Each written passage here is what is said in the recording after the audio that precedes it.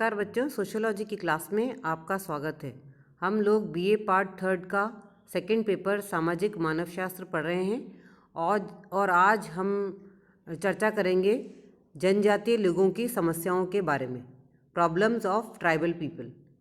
जनजातियों की प्रमुख समस्याएं कौन कौन सी हैं, इसका पता लगाने हेतु संविधान निर्माताओं, सरकार, शिक्षण संस्थाओं एवं बुद्धिजीवियों ने प्रयास किए हैं।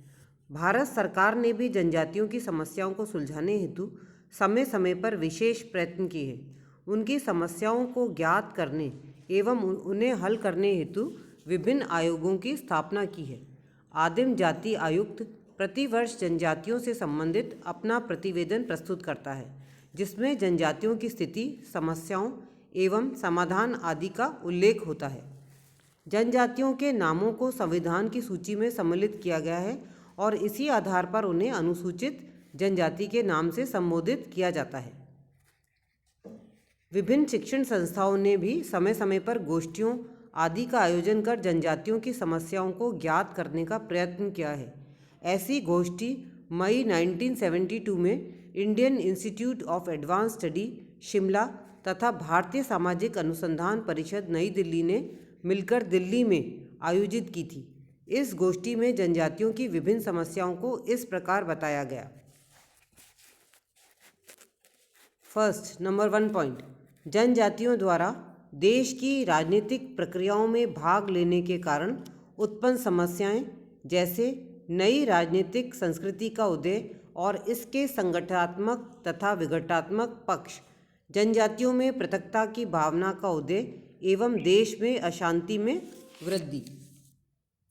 दूसरा पॉइंट है, जनजातियों द्वारा देश की आर्थिक प्रक्रियाओं में भाग लेने से उत्पन्न समस्याएं, जैसे जनजाति एवं अर्थव्यवस्था पर बाजार अर्थव्यवस्था का प्रभाव, भूमि की समस्याएं, औद्योगिकरण की समस्याएं, नवीन आर्थिक अवसरों में उत्पन्न समस्याएं एवं नवीन व अपरंपरागत व्यवसायों को अपनाने से उत्पन्न समस्याएं।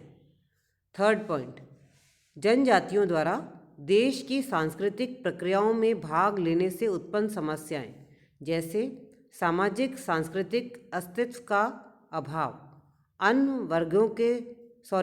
वर्गों के साथ समानता, जनजाति समूह में नवीन स्वरूपों का उदय, प्रकट एवं अप्रकट तनाव तथा संघर्ष।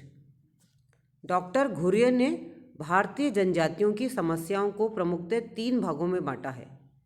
फर्स्ट, उन जनजातियों की समस्याएं जो हिंदू समाज में प्रतिष्ठित स्थान प्राप्त कर चुकी हैं और एकीकरण की लड़ाई सफलतापूर्वक लड़ चुकी हैं, जैसे राजगौंड आदि। सेकंड, उन जनजातियों की समस्याएं जिनका हिंदुओं से संपर्क हुआ है और जिनका आंशिक रूप से हिंदूकरण हुआ है। थर्ड, उन जनजातियों की समस्याएं जो पहाड़ी क्षेत्रों में निवास करती हैं एवं जिन्होंने परिवर्तन के प्रति विरोध प्रकट किया है। वेरियर एल्विन ने जनजातियों की समस्याओं को आधुनिक संचार एवं बाह्य लोगों के संपर्क के कारण जनित मानते हैं। एन.के. बोस भारतीय जनजातियों की समस्याओं को भारतीय समाज के संदर्भ में देखने का प्रयास करते हैं।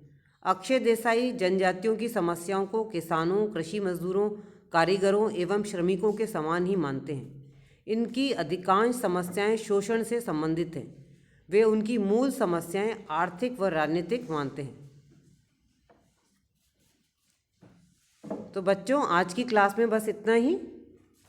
आगे का जो हम पॉइंट्स हैं वो हम हमारी अगली कक्षा में डिस्कस करेंगे। धन्यवाद।